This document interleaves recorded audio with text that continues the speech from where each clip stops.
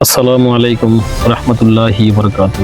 বিশ্বের যেখান থেকে প্রিয় দর্শক আমাদের চ্যানেলটি আপনারা দেখছেন, সবাইকে আমাদের চ্যানেলে সুস্বাগতম। দর্শক, আজও আপনাদের জন্য এমন কিছু তথ্য নিয়ে এসেছি যা আসলে কেউ এখন এই তথ্যগুলো আপনাদের সামনে পরিবেশন করেনি বলে আমি আশা প্রকাশ করছি। দর্শক, আমাদের চ্যানেলটি সাবস্ক্রাইব করবেন এবং বেল আইকনটি বাজিয়ে দিবেন, যাতে আরো দর্শকের কাছে আমাদের এই তথ্যগুলো দ্রুত পৌঁছে যায়। আপনারা অবশ্যই আমাদেরকে সহায়তা করছেন এবং আশা করছি ভবিষ্যতে আরো সহায়তা করবেন চ্যানেলটি সাবস্ক্রাইব করার মাধ্যমে। দর্শক, আর দেরি না করে শুরু করছি। দর্শক, আমি গতকালই কিন্তু আমার পরিবেশনায় বলেছিলাম যে মার্কিন যুক্তরাষ্ট্রের প্রেসিডেন্টের যে ক্ষমতা খর্ব করা হয়েছে বা তার ক্ষমতা কেড়ে নেওয়া হয়েছে, অথবা মার্কিন যুক্তরাষ্ট্রের প্রেসিডেন্টের যুদ্ধ ক্ষমতাকে নস্যাৎ করা হয়েছে বলে বিভিন্ন শিরোনামে আপনারা বিভিন্ন চ্যানেলে অনেকগুলো সংবাদ দেখেছেন। আমি বলেছিলাম গতকালকের এপিসোডে যে আসলে এটা কোনো বিষয় না মার্কিন যুক্তরাষ্ট্রের জন্য। ক্ষমতা কেড়ে নেওয়া আর ক্ষমতা দেয়া এটা তাদের জন্য একদিনের বিপার মাত্র। দর্শক, যদি আমার কথা সত্য না হয় তাহলে আজকে বিভিন্ন নিউজে আবার প্রকাশ করছে, যে সমস্ত নিউজে বলেছে মার্কিন যুক্তরাষ্ট্রের প্রেসিডেন্টের আর কোনো ক্ষমতা নেই যুদ্ধের অনুমতি দেওয়ার বা যুদ্ধ চালিয়ে যাওয়ার বা ইরানের সাথে যুদ্ধ করার জন্য মার্কিন প্রেসিডেন্টের আর কোনো হুকুম দেওয়ার কোনো ক্ষমতা নেই। কংগ্রেসে সেটা ভোটাভুটির মাধ্যমে এ ধরনের একটা আইন পাশ হয়েছে। তাহলে আজকে কেন ইরানের বিশেষ কিছু জায়গায় এবং ইরানের একটা গুরুত্বপূর্ণ শহরে ইরানের যে আকাশ প্রতিরক্ষা রাডার সিস্টেম রাখা হয়েছিল, সেই রাডার সিস্টেমে আমেরিকা আঘাত করেছে, মিসাইল দিয়ে সেই রাডার সিস্টেমটাকে ধ্বংস করেছে। দর্শক, এই প্রশ্নের জবাব তাহলে কি আসে আপনারা বলেন? আমি এই জন্য গতকাল বলেছিলাম যে মার্কিন যুক্তরাষ্ট্রের প্রেসিডেন্টের যুদ্ধ করার ক্ষমতা দেয়া বা ক্ষমতা কেড়ে নেয়া, এসব বিষয় আসলে কিন্তু বিশ্ব রাজনীতির জন্য মার্কিন যুক্তরাষ্ট্রের কিছু যায় আসে না। তারা বিভিন্ন কৌশল অবলম্বন করে, বিভিন্ন সময় বিভিন্ন প্রেক্ষাপটের উপর নির্ভর করে। বিশেষ করে মার্কিন যুক্তরাষ্ট্রে যখন প্রেসিডেন্ট ডোনাল্ড ট্রাম্পের জনপ্রিয়তা একদম 50% নিচে নেমে গেছে, ইভেন সারা পৃথিবীতেও তার কোনো গ্রহণযোগ্যতা হারাচ্ছে, তখন মার্কিন যুক্তরাষ্ট্রের সেই সুপার পাওয়ার তকমা ধরে রাখার জন্য তাদেরকে বিভিন্ন রকমের মান সম্মান হানি থেকে রক্ষা করার জন্য যুক্তরাষ্ট্রের এ ধরনের বিভিন্ন ধরনের প্রক্রিয়া পদক্ষেপ তারা নিতেই পারে। সেটা আসলে দেখে আমাদের আনন্দিত হওয়ার কিছু নেই।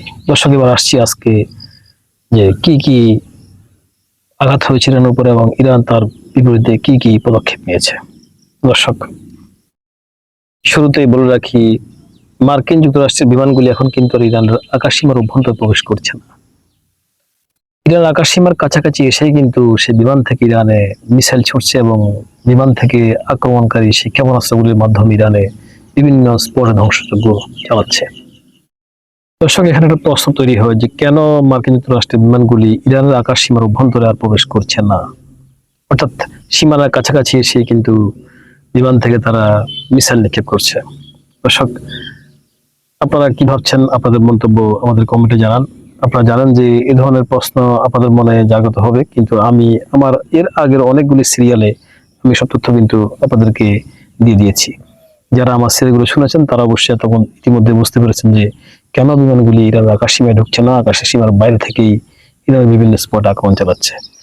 দর্শক, মার্কিন যুক্তরাষ্ট্রের বিভিন্ন রকমের বিভিন্ন ভেরিয়েন্টের যে যুদ্ধ বিমানগুলি আছে সেগুলো দিয়ে তারা ইরানের কেশম দ্বীপে হামলা চালিয়েছে। কেশম দ্বীপে ইরানের রাডার সিস্টেমটি ছিল এবং আরো একটি শহরে ইরানের রাডার সিস্টেমের উপরে তারা হামলা করেছে।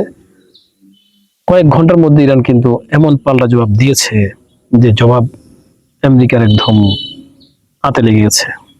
ইরান মার্কিন যুক্তরাষ্ট্রের বিভিন্ন যে বড় বড় ঘাঁটিগুলো মধ্যপ্রাচ্য নিয়ন্ত্রণের জন্য তারা তৈরি করেছিল মধ্যপ্রাচ্যের কয়েকটি দেশে, তার মধ্যে বাহরাইন, কুয়েত এবং সংযুক্ত আরব আমিরাতের বেশ কিছু ঘাঁটিতে ইরান এমন উপযোগী আক্রমণ চালিয়েছে যে সেগুলির অবস্থা অনেক ভাবেই কিন্তু অকেজোই বলা যায়, একদম পুরোপুরি ভাবে বা পুরোপুরি তছনছ করে দিয়েছে বলে বিভিন্ন মাধ্যম থেকে আমরা জানতে পারছি। যদিও মার্কিন যুক্তরাষ্ট্র এবং দখলদার রাষ্ট্র কখনোই এরা স্বীকার করে না, কারণ স্বীকার করলে তাদের লজ্জার বিষয় আছে। তাদের লোকচক্ষু, তাদের কিভাবে তারা বিভিন্ন সমাজে এসে মানুষকে মুখ দেখাবে এ ধরনের কারণে, এ ধরনের বিভিন্ন বিশেষ করে তাদের নিজ রাষ্ট্রে তাদের জনগণের সামনে তারা কিভাবে তাদের চেহারা দেখাবে, এই জন্য তারা কিন্তু বিশ্ববাজারে, বিশ্ব গণমাধ্যমে এগুলো কখনোই বলে না, সবসময় লুকিয়ে রাখে। এবং সারা পৃথিবীতে যদি বিভিন্ন রাষ্ট্রের জনগণ যদি জেনে যায় বা সরকাররা যদি জেনে যায় যে তাদের এমন অবস্থা হচ্ছে ইরানের মার খেয়ে, তাহলে কেউ তাদেরকে সুপার পাওয়ার হিসেবে আর স্যালুট করবে না, সম্মান করবে না, বা আগের মতো এরকম ভয় পাবে না। যার জন্যই তারা এই সমস্ত খবরগুলি কখনোই গণমাধ্যমে আসতে দেয় না। দর্শক, আমরা একটু অপেক্ষা করছি। যদি আমেরিকা বলছে তাদের সবগুলি আক্রমণ তারা ইন্টারসেপ্ট করেছে, কুয়েতগুলো ইন্টারসেপ্ট করেছে, এবং বাহরাইনের যে পঞ্চম নৌবহরের যে সেন্ট্রাল তাদের যে কমান্ড সেন্টার আছে সেখানেও ইরান যথেষ্ট আক্রমণ করেছে, সেখানেও তারা ইন্টারসেপ্ট করেছে বলে আমেরিকা থেকে বলা হয়েছে। তেমন কোনো ক্ষতি হয়নি ইরানের আক্রমণে, এই ধরনের একটা তথ্য তারা দিচ্ছে। কিন্তু আমরা আবার অপেক্ষা করছি। গতবারের মতো যেরকম বিভিন্নভাবে আমেরিকার সেনাবাহিনীদের তোলা ভিডিও তারা যাদের পারিবারিক লোকদের মাধ্যমে যে শেয়ার করছিল, সে শেয়ার থেকে কিন্তু বিভিন্ন তথ্য গণমাধ্যমগুলিতে চলে আসে, এবং বিশ্বের বিভিন্ন ক্ষমতাধর রাষ্ট্রের স্যাটেলাইট চিত্রের মাধ্যমে আমেরিকার ঘাঁটিগুলির কি অবস্থা হয়েছে তা আস্তে আস্তে গণমাধ্যমে চলে এসেছে। আমরা আশা করছি একটু ধৈর্য ধরলে আমরা এবারও কিন্তু, অর্থাৎ আজকের যে আক্রমণটা ইরান করেছে গতকাল রাত এবং আজকে পাল্টা আক্রমণ, সে আক্রমণের রেজাল্টে আসলে সামরিক ঘাঁটিগুলোর কি অবস্থা হয়েছে তার চিত্র কিন্তু আমরা দেখতে পাবো। দর্শক, প্রশ্ন করতে পারেন যে মার্কিন যুক্তরাষ্ট্র এবং দখলদার রাষ্ট্র যে আক্রমণগুলি করেছে সে সেন্টারগুলি আসলে কোথায় করেছে। দর্শক, ইরানি কিছু তথ্য থেকে প্রকাশ যে এবার যে আক্রমণটা হয়েছে সে আক্রমণটা করেছে আজারবাইজানের একটা ঘাঁটি থেকে, অর্থাৎ সেখানে গোপনে কিন্তু দখলদার রাষ্ট্রটি আজারবাইজানের একটা ঘাঁটি জুড়ে ছিল, যে ঘাঁটির তথ্য কিন্তু ইরানের কাছে আসলে স্পষ্ট হয়তো ছিল না। সেখান থেকে বিমানের মাধ্যমে আক্রমণ করা হয়েছে ইরানে, এবং ইরাক থেকে আক্রমণ করা হয়েছে ইরানে, এবং পাশাপাশি কুয়েত থেকেও কিন্তু আক্রমণ করা হয়েছে ইরানে, এবং আরব আমিরাত থেকেও ইরান আক্রমণ করা হয়েছে। অর্থাৎ একসাথে চারটি স্পট থেকে, চারটি দিক থেকে ইরানে আক্রমণ করা হয়েছে। সে আক্রমণের মাধ্যমে ইরানের ক্ষয়ক্ষতি তেমন একটা হয়েছে বলে বা জানা যায়নি, বা আরজিসি অথবা ইরানের সরকারি মাধ্যম থেকে কোনো রকমের কোনো ক্ষয়ক্ষতি তথ্য পাওয়া যায়নি। শুধুমাত্র ইরানের কিছু সামরিক স্থাপনা বা সামরিক রাডার সিস্টেম, এয়ার ডিফেন্সের এগুলি ক্ষতিগ্রস্ত হয়েছে। তো এর মধ্যে কিন্তু ইরান খুব তৎক্ষণাৎ জবাব দিয়েছে। আর ইরান আজারবাইজান সম্পর্কে এখনো কোনো পদক্ষেপ নেয়নি বলে আমরা জানতে পেরেছি। এরই মধ্যে আজারবাইজানের সরকার বলেছে যে তাদের কোনো ভূমি ব্যবহার করে ইরান আক্রমণ করা হয়নি, এটা মিথ্যা কথা। দর্শক, এখন দেখার বিষয় যে ইরান আসলে আজারবাইজানের সম্বন্ধে তাদের এই ব্রিফিংস এর বিষয়ে কি বক্তব্য দেয়, এবং ইরান আজারবাইজানের বিরুদ্ধে কি ধরনের পদক্ষেপ নেয়। আসলে কি সত্যি আজারবাইজানের কথা সত্য, নাকি আজারবাইজান থেকে আক্রমণ হয়েছে এ কথাটি সত্য? আপনারা জানেন যে আজারবাইজান ইরানের একটা পাশাপাশি রাষ্ট্র, তাদের মধ্যে সীমান্ত আছে, এবং আজারবাইজান ইরানের পার্শ্ববর্তী রাষ্ট্র হিসাবে ইরানের উপরে যে আক্রমণ চালানোর জায়গা দেওয়ার কথা ছিল না কখনোই, বা ইরান যদি আজারবাইজানের সাথে সুসম্পর্ক তেমন একটা নেই, তবুও কিন্তু তুরস্কের মাধ্যমে গতবার যে 40 দিনের যুদ্ধ হয়েছে তখন কিন্তু আজারবাইজানের সাথে একটা সমঝোতা হয়েছে। এখন আজারবাইজান যদি গোপনে আবার দখলদার রাষ্ট্রকে সুযোগ দিয়ে দেয় ইরানে আক্রমণ করার জন্য তাদের ভূমি ব্যবহার করে, তাহলে সেটা কিন্তু ইরানের জন্য কৌশলগতভাবে একটু সমস্যার বিষয় বা চিন্তার বিষয় আসতে পারে। দর্শক, আপনারা জানেন যে গত কিছুদিন আগে সোমালিল্যান্ড নামে একটা দেশকে দখলদার রাষ্ট্র অর্থাৎ নেতানিয়াহুর রাষ্ট্র স্বাধীন ঘোষণা তারা সমর্থন করেছে, স্বাধীনতার তাদের সমর্থন করেছে। আর এই কারণে এই সোমালিল্যান্ডে বর্তমানে নেতানিয়াহুর একটা ঘাঁটি তারা করেছে, যেখান থেকে হয়তোবা ইয়েমেন এবং বাবুল মান্দাব এরিয়াটা তারা কবজা করার চিন্তা ভাবনা করছে। অলরেডি সেখানে আমেরিকার অনেকগুলি রিফুয়েলিং ট্যাঙ্কার এনে জড়ো করেছে। শোনা যাচ্ছে সেই সোমালিল্যান্ডের থেকেও কিন্তু বিমান রিপোর্টিং করে আবার সেই বিমানটা সৌদি আরব হয়ে ইরানে আক্রমণ করেছে।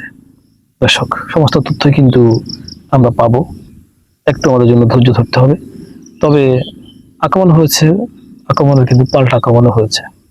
ইরানে আক্রমণে যে সমস্ত স্পট থেকে ইরান আক্রমণ হয়েছে সেই সমস্ত স্পটকে টার্গেট না করলেও এমন এমন স্পটকে টার্গেট করছে যেখানে আমেরিকার ভুরি ভুরি যুদ্ধ সরঞ্জাম, অয়েল ট্যাঙ্কার এবং বিভিন্ন রকমের মিসাইল এবং যুদ্ধ বিমান যাদের রাখা আছে, ওই সমস্ত ঘাঁটিগুলোতে কিন্তু ইরান টার্গেট করছে। ইরানকে যদি আকাশে যদি ড্রোনও পাঠায় আমেরিকা, সে ড্রোনের বিপরীতে ইরান মিসাইল মারছে, ওই সমস্ত ঘাঁটিগুলোকে।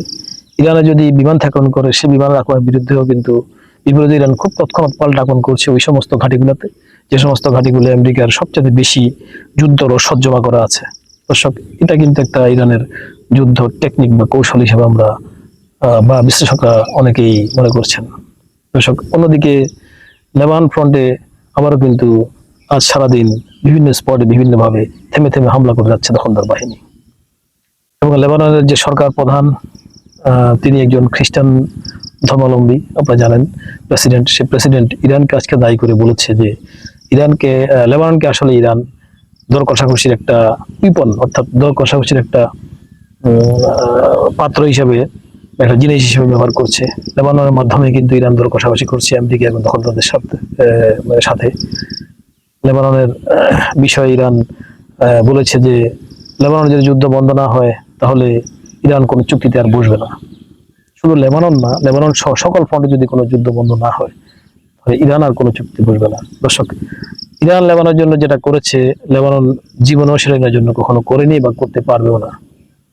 ইভেন লেবাননের উপরে যখন এই ডোনাল্ড ট্রাম্পের সরকার যদি নিষেধাজ্ঞা চাপিয়ে দেয়, নিষেধাজ্ঞার জালে আটকা পড়ে লেবানন যখন তাদের রাষ্ট্র চালাতে হিমশিম খাচ্ছে, কোন রকমের জ্বালানি ছিল না, তখন এই ইরানে কিন্তু বিশাল বিশাল দুটো জাহাজে ভরে তেল পাঠিয়েছিল লেবাননকে পুনরায় ঘুরে দাঁড়ানোর জন্য।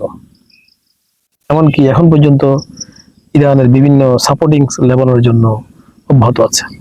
দর্শক, সেই লেবাননের সরকার প্রধান, তার প্রেসিডেন্ট যদি এ ধরনের কথা বলে, তাকে আসলে কি বলা যায়? দর্শক, আপনারা মন্তব্য করবেন। আজকে এই পর্যন্তই। আগামী দিন বা আসছে সময়টাতে কি ধরনের ব্যবস্থা বা অবস্থা হয় মধ্যপ্রাচ্যে, তা নিয়ে আমরা আপনাদের সামনে আবারও ফিরে আসবো। ধন্যবাদ সবাইকে। আবার অনুরোধ করছি, আমাদের চ্যানেলটি সাবস্ক্রাইব করবেন এবং আমাদের এই তথ্যগুলি সবার কাছে যেন দ্রুত পৌঁছে যায়, সেজন্য আপনাদের সহযোগিতা একান্তভাবে কামনা করছি। ধন্যবাদ প্রিয় দর্শক।